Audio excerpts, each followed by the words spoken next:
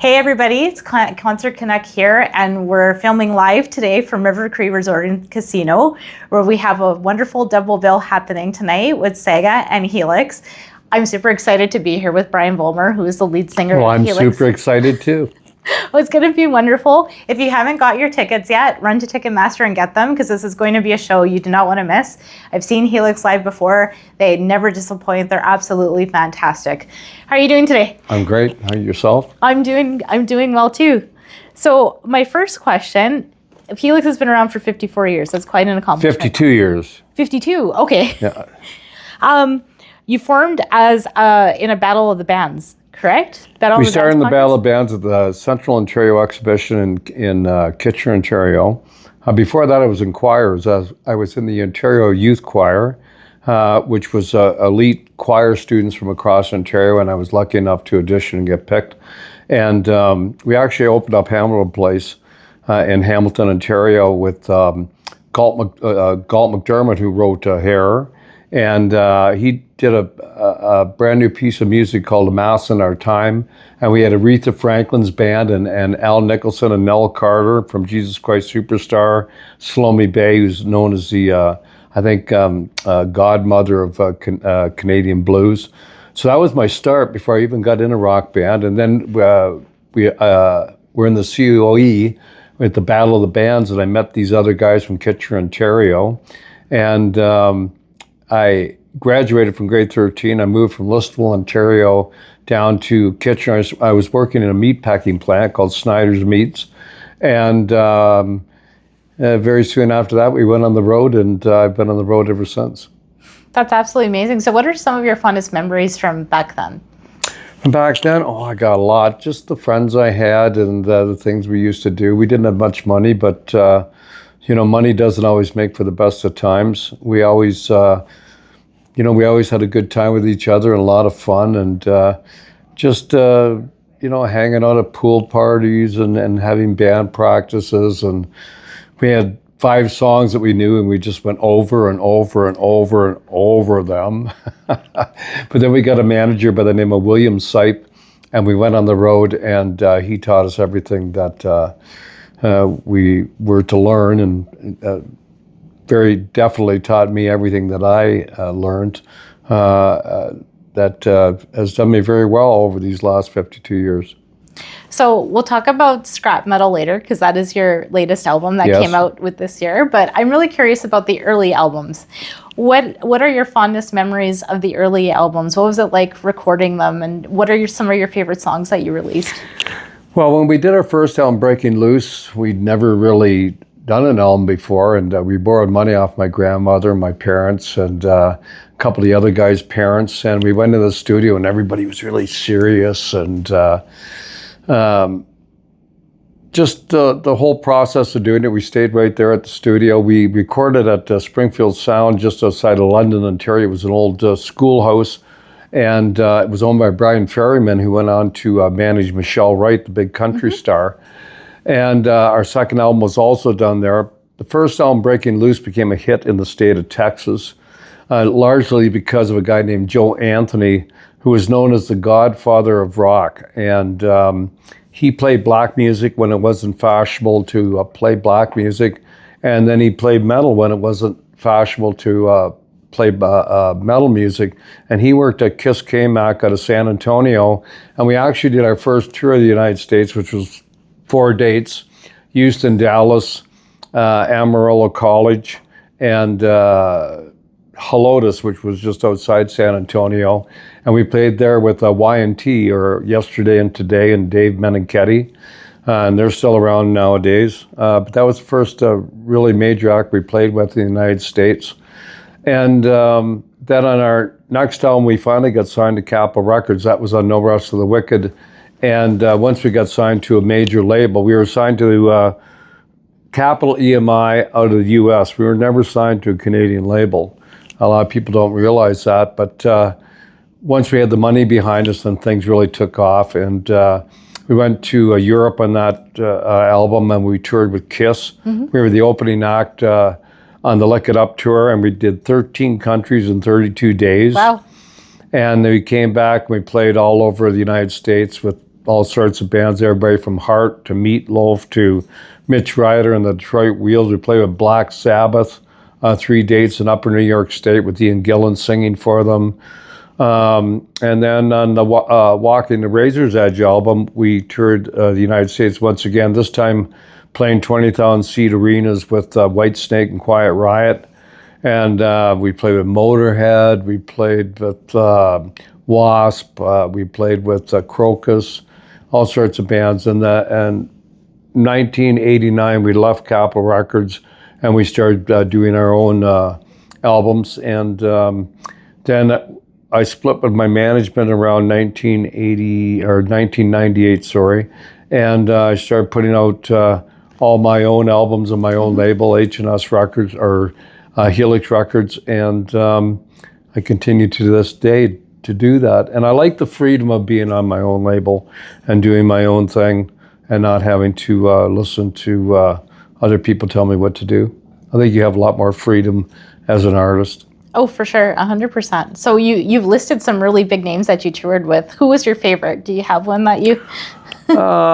Well, you know, I like them all. Playing with Kiss obviously was great. I like Gene Simmons. Yep. But I really enjoyed playing with Motorhead, and I really appreciate the fact of being with Lemmy. Yes. And knowing Lemmy personally. But we played with Ronnie James Dio. We played with Ian Gillan all across Europe from Deep Purple, who was probably my favorite singer of all time. There wasn't any one person or one band I think that was my favorite. I loved it all. And that's why I got into music was, you know, money was kind of secondary because it was no money back in the beginning. It was more meeting those people that I'd always admired and looked up to. I came from a farming background. My dad never really went anywhere because we were pretty poor. And my dad was working all the time. He was not only a farmer, but a millwright. He worked at Campbell's Soups. Oh. And so when I finally got out on the road, it was like, my favorite book was Huckleberry Finn when I was a kid. I think because Huck got on that raft and just kind of went down that Mississippi River. And I still remember pulling into places in Northern Ontario and thinking, I wonder what's down that road, or pulling into Edmonton, Alberta. I can still remember the first time driving into the city of Edmonton and just looking at the high walls along the road. That's what I remembered, the cement sides, and it was just one big world to be explored for me. So where was your first gig here? Excuse me? Where was your first gig in Edmonton? He was at a place called the Subway, which was downtown. It was a real bad bar, let's say. I went out in the audience to do some crowd participation. Some guy slipped me something into my hand. I thought it was a joint. And when I looked down, it was a loaded fit. Oh! And from there, we went to the Beverly Crest. Yes. Up on 118th Ave. And we played the tavern initially, and there was nearly a riot. And so they stuck us in the bumper room, which was the big room downstairs. And from there, we played the Highwaymen Convention in South, and eventually the Convention Inn, and all over town. We went to Calgary, played the Saddle Dome. Yes. After playing many clubs in that area, so. There was actually a big reunion of the old bands that used to play the Kingsway Inn and the Beverly Crest this weekend. Oh, yeah. Yeah, that was actually really cool. I dropped in to see some of the old bands. It was like totally nostalgic, but yeah, it was great. It was absolutely wonderful. Well, they were good times, and they were, you mentioned what times I remember fondly, and all those clubs were fond memories because, you know, you played 6-7 nights a week.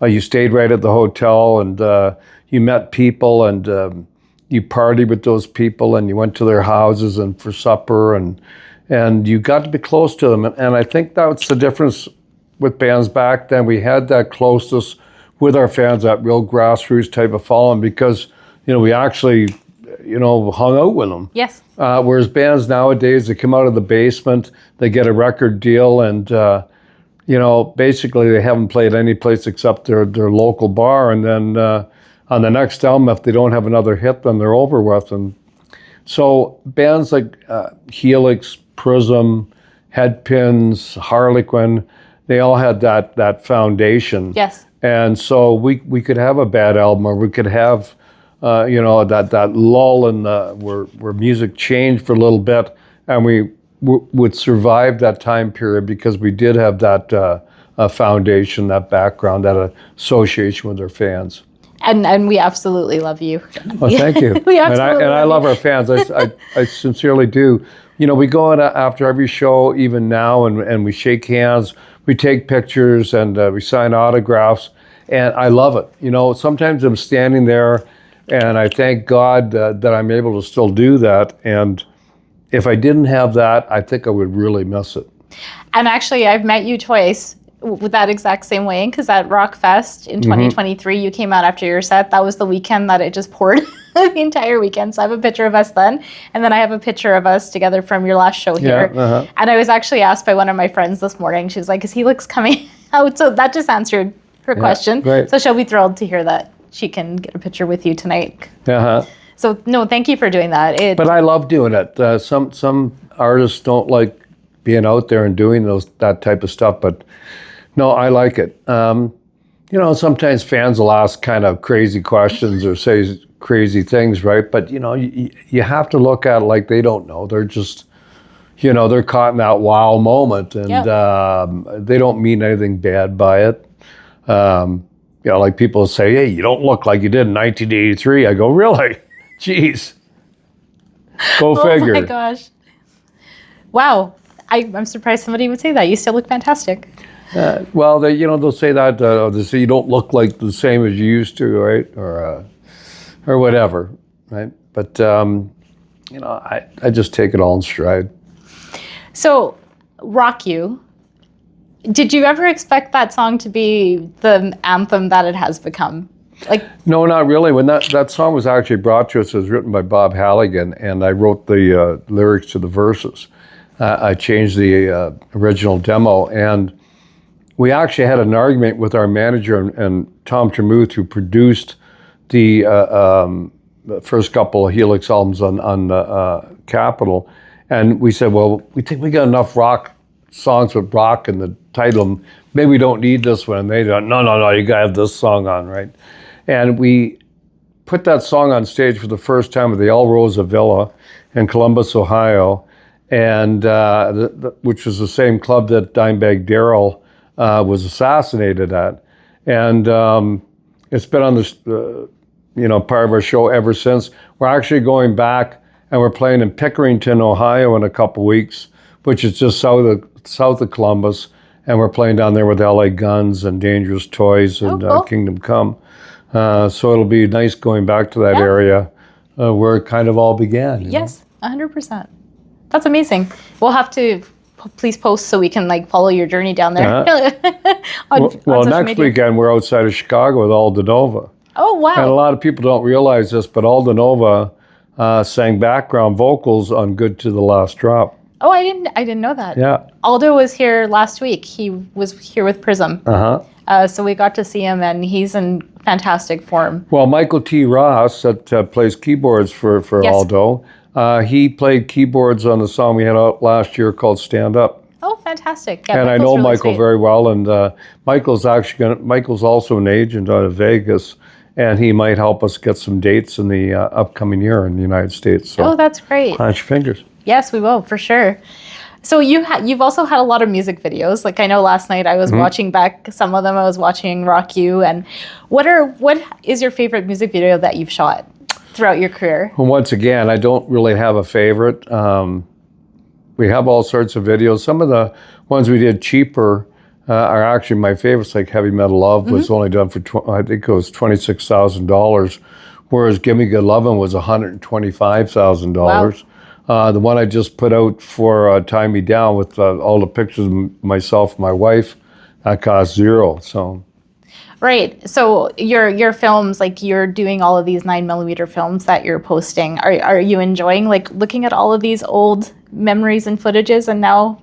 Well, I probably have about 200 hours of film. Yes. Everything from Super 8 back in the day to, I think I have something like 180 mini discs. And they used to contain 18 minutes of footage, right? And I was always shooting film. When I was a kid, my grandfather had one of the first super, well, it wasn't even Super 8, I think it was automatic 8, no audio. And I loved taking pictures with my grandfather's camera. And my grandfather was a huge influence in getting me into music. He was a big country and western fan. My parents hardly ever listened to music. My mom sang a little bit, but my dad wasn't really interested in music. But my grandfather introduced me to Johnny Cash, Ernest Tubb, Patsy Cline, Jimmy Reeves, all those country artists, and I became a huge Johnny Cash fan. Yeah. I still have like 23 or 24 of his albums sitting at home, and I know a lot of his songs by heart. And so I was heavily influenced by Johnny Cash, who had a very strong backbeat with Carl Perkins on rhythm guitar. And that's where really I got into rock, was through Johnny Cash. And my grandfather also listened to the Top of the Pops. So there was other, stuff that was off the Top of the Pops I listened to from my grandfather's records. And that's how I got into it. So with the films, since they're all on these older types, how are you transferring them over now? Like, is there, what is the process? Well, my Super 8 long ago, I transferred to digital. Okay. And same thing with all the mini discs and the videotapes, but just I still have an awful glut of film that I need to get transferred over.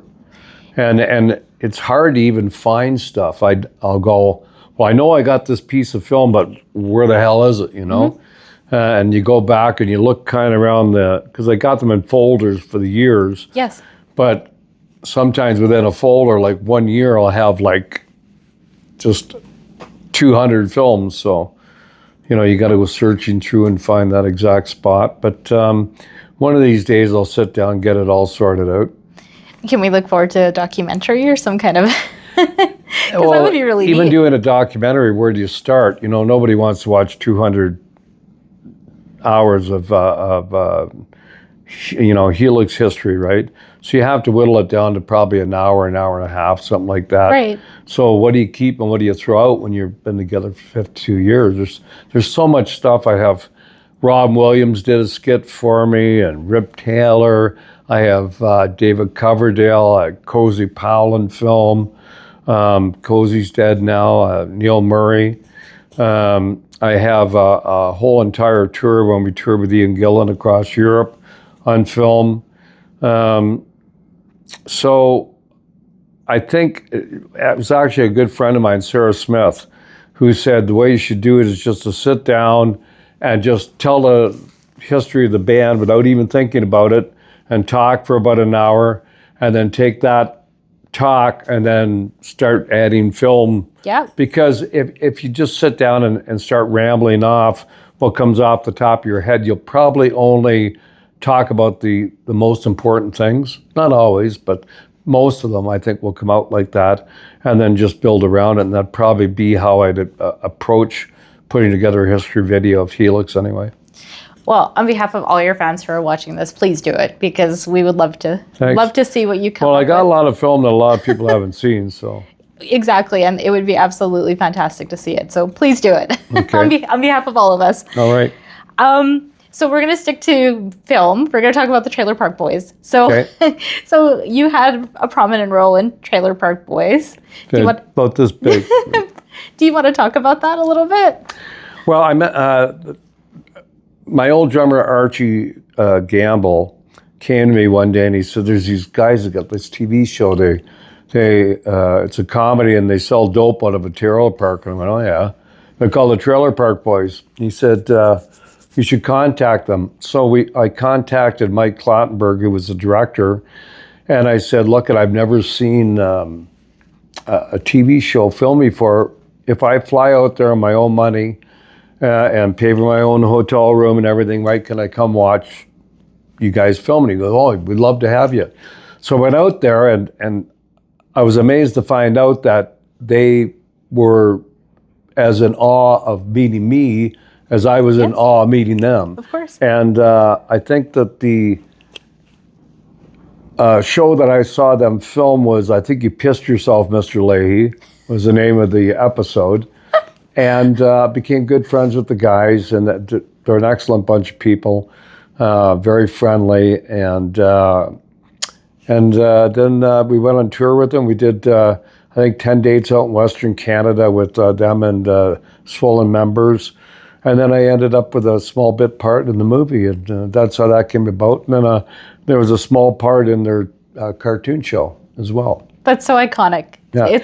But that association with those guys kept the band alive for 3 or 4 years when, grunge was happening, and yes. And it wasn't really the time for metal bands like Helix. And that's the thing about the business. You just have to keep going, and life in general. You just got to keep moving forward. You never know what's going to happen. You just got to have faith that, things are going to work out. And that's exactly what happened with us. So, I couldn't have foreseen, 3 guys that sell dope in a trailer park extending our career and keeping it going for those 3 or 4 years. But it did. And that show is iconic. Yes, it is. It is very, very Canadian. And yeah, so no, that's absolutely fantastic.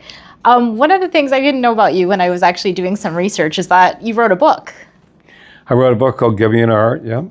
So what was that process like, writing that book? And can we see another updated, because it was written a while ago, your last book. I am writing a second book. It's called The Golden Age of the Canadian Bar Circuit. Oh, right. And it's just all about the period of time for us between 1974 and about 1983 when we got signed, and all the bars we played across Canada. And it was important for me to start writing that book because it was a very special and unique time in Canadian musical history, which will never be repeated because there was only bands to entertain back then, and unless you shot pool or maybe you bowled or something, there wasn't too much to do late at night. So part of the reason that the bar circuit took off, in fact, was the fact that they dropped the drinking age from 21 to 18 across Canada.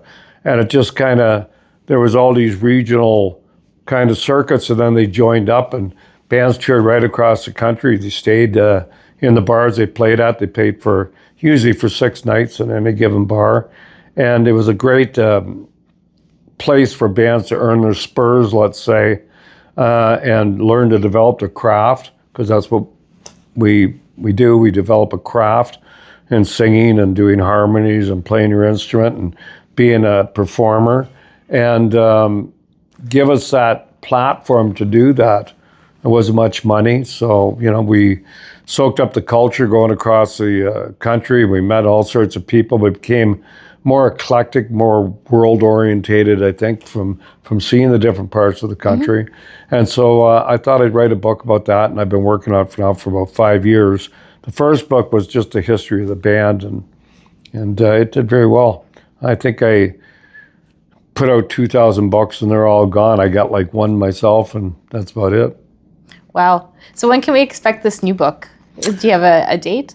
Well, geez, it's kind of hard to find time to do it. So I kind of write and, here and there, wherever I can find time to do it. But hopefully I'll get it out next year. Okay, fantastic. Well, Everybody look forward to that. A new book from Brian next year. So one of the other things I did not know, and I don't know how I missed this, is that Helix has a Christmas album. Yes. Which I think, I'm not a fan of Christmas music.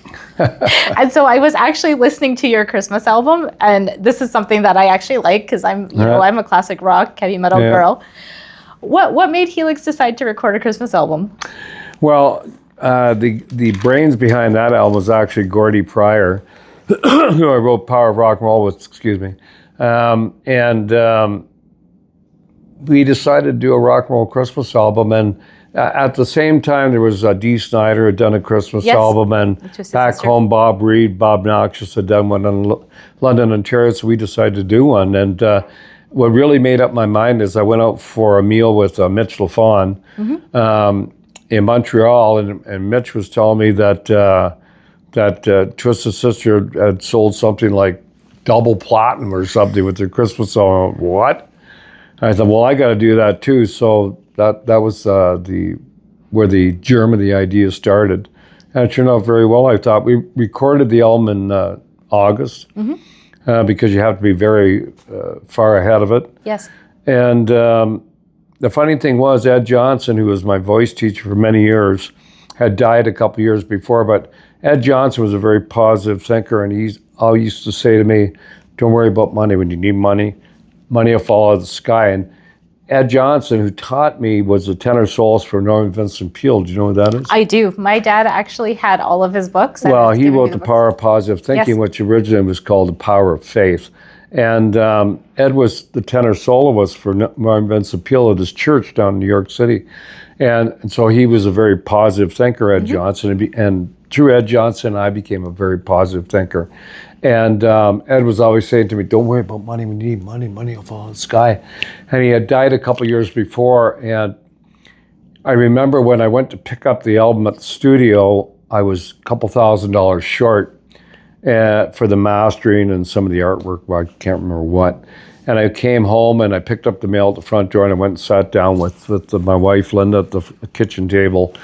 And I went, I said, I've spent like about 15 grand in this and I'm $2,000 short. I've drained my bank account and I don't really want to go to my dad again and borrow money. I was like 40 years old by this time. This is getting ridiculous. And the first letter I opened up was from Ed's widow, Barb, and she said, Ed really loved you and he appreciated you cleaning out his house when he was sick and stuff, and that's why he'd like you to have this check for $2,000. Oh, wow.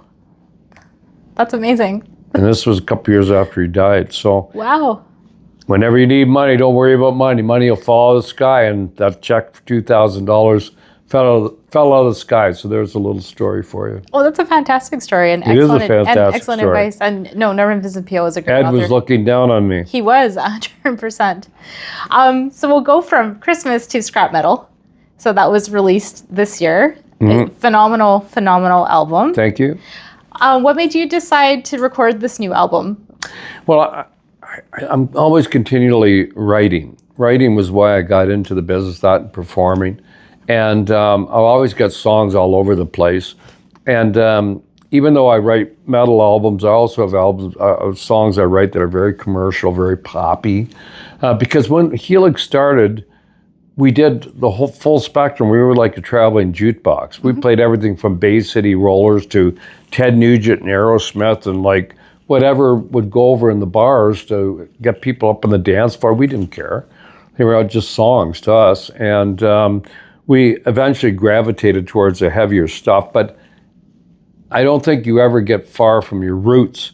And so, I listen to pop music. I listen to Billy Joel. I listen to Motorhead. I enjoy both of them. So I always have songs that I've written that are all over the map.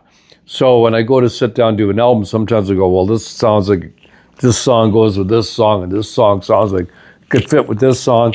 And I had all these songs left over from when we used to go down to the practice hall in the 80s. And some of them were half finished. So I thought, I'll finish these songs off. And Sean Kelly, who I write with, was going, look, you should finish these songs. I think they're really good songs. So Sean and I, we finished off 4 of the tracks. And then we had this other song which was brand new called Stuck in the 80s, yes. which we had written, which was our perspective on how music from that decade was very special. And even nowadays, people are still listening to Ozzy and they're still listening to Van Halen and Def Leppard. And, there's a lot of good new music, but once again, it doesn't have that foundation that a lot of the old stuff did. Very true. Or, the connection.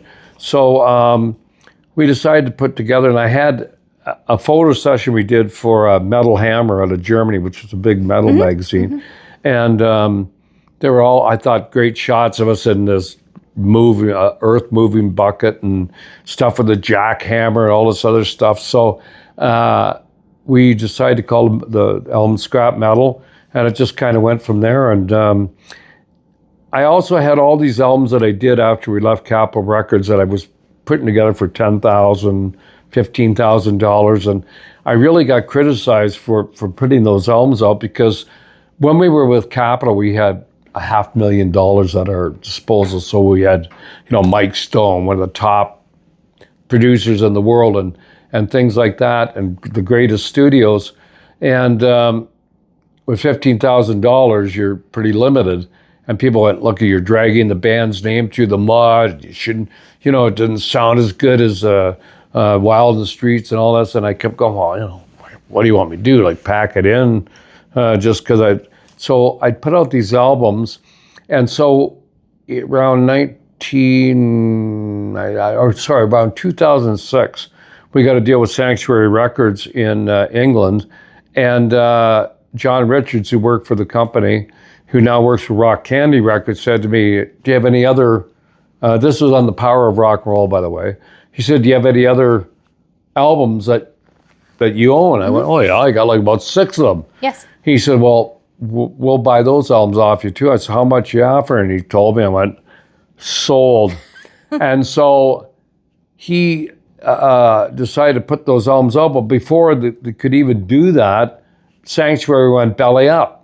So I still own those albums. Yes. And every one of those albums had 2 or 3 really good songs on them. So when I went to put this album together, I thought, well, I'm going to go back to those albums. I'm going to just cherry pick the very best songs from each album. And that's what I did. I took the very best songs from Half Alive, the very best songs from Old School, very best songs from, what was the other one? B-sides. Mm-hmm. And that ended up being side B. And so that's why the album is jam-packed when you buy it. But the album has other things in it too. It's got a 12 by 24-inch poster on the inside of the vinyl. It's got little playing cards, which was my idea, put together with all the people that play in the album. And then on the back, when you flip it over, are kind of their stats, like cool. A baseball card. Yeah. And they're all signed. And the album itself is on red translucent vinyl. So if you pick up that album on vinyl, I think it costs $35 through the website. It's a really good deal. And you're going to be in Red Deer tomorrow at a record store, correct? Yes, and I also have a vinyl record store coming out, Camungian town. Is that how you pronounce it? I'm not sure, to be honest. They're coming out tonight, and I'm going to sell some to them. So okay. For me, it's important to get the music out there in the stores and keep the band's profile up. Oh, for sure. The ones we sell in stores, I actually lose money. Yeah. Selling at a price to them where they can make money, because I want them to make money, or why would they buy it from me, right? But for me, just having the album out in the store and getting that exposure in the music is everything, because we really make our money playing these live gigs at casinos and festivals and things like that. So do you have any of the records on sale here tonight? Like, can fans buy them? We'll have Scrap Metal on sale tonight, plus I probably have some Eat, Sleep, Rock, some of my solo stuff like Get Your Hands Dirty and It's a Pleasure Doing Business, which originally was a Helix album. And so people can pick them up at the show, yeah, sure. Okay, so if you're missing Helix albums from your collection, you're going to want to come down to River Cree, buy a ticket to the show, and purchase the albums here. And that way you don't have to go looking for them because they're right here available. I love selling stuff. I got into selling stuff because when I was young, I used to sell Christmas cards. Oh, did you? And you haven't lived until you've tried to sell Christmas cards in the country. Oh, dear. Because you're going like a quarter mile between houses, and then you're pulling in the laneway with some vicious dog nipping at your heels. But that's where I got into selling Christmas cards. Wow. When I was a kid. And then when we first had the first 2 independent albums, I used to go out in the audience. Yeah. And once again, instead of dogs nipping at my heels, I'd have people going like, what are you doing this? And you'd get basically sometimes bullied. Yes. Right? So I'd always have a comeback, though. It was, what do you do for a living? Yeah. And I would always shut people up. Oh, 100%. Nothing quicker, right? Yeah. So one of the fans that, because I had posted about our interview online, so one of the fans had asked me to ask you about your bel canto, about that, how you used it to preserve your voice, and yes. that you still give vocal lessons. So do you want to talk a bit about Well, that? I'm not teaching this year because I'm just too busy, but bel canto was started by Leonardo da Vinci back in, I think, the 1600s, and it's based on the anatomy of the body and science. And there's actually 4 stages to learning it. The guy that taught me, Ed Johnson, he also taught Ian Thomas, Beverly D'Angelo. He taught Gilmore of Triumph, a lot of famous singers, Andy Kernan. And he saved my voice. I lost my voice in 1976. I was told I would never sing again. And, here I am. I'll be 71 in a couple weeks. I'm still singing. So it's the best way to sing. And a lot of my peers in the music business are losing their voices and they're ending their career because they've never had that, once again, foundation on their voice when they were singing without putting all that strain on their vocal cords. And whenever you see singers singing, they have tension down here around their thyroid cartilage, you can almost guarantee that they're going to end up doing damage. So I'm going to turn the tables a little bit to the political side because I want to talk about your open letter that you had posted to the minister about the treatment of Canadian and American artists. Do you want to talk about that? Well, my point with the Canadian government on that, and kudos to them that they actually phoned me, but American artists are allowed up into Canada and they don't pay a cent. And it's like one sheet of paper. It's like, they just waltz in. To work in the United States, I just got a U.S. work permit. To work down there, it cost me over $5,000 and mountains of paperwork. Like you have to fill out W-8 form for everybody in the band. Everybody's got to do photographs of their passports and like literally 45 pages of paper. And I said to the minister, I said, here's an idea off the top of my head. I said, why don't you charge them what they charge us, take the money, put it in a bank account, and then when I go to work in the United States, I can access that account to alleviate my costs. And they went, well, we can't do that. I went, well, why not? Because if they can't do something as simple as that, I don't really have a lot of faith in them to negotiate a steel deal or a lumber deal or an auto deal. Anyway, that's my point. Well, I worked in politics for 13 years.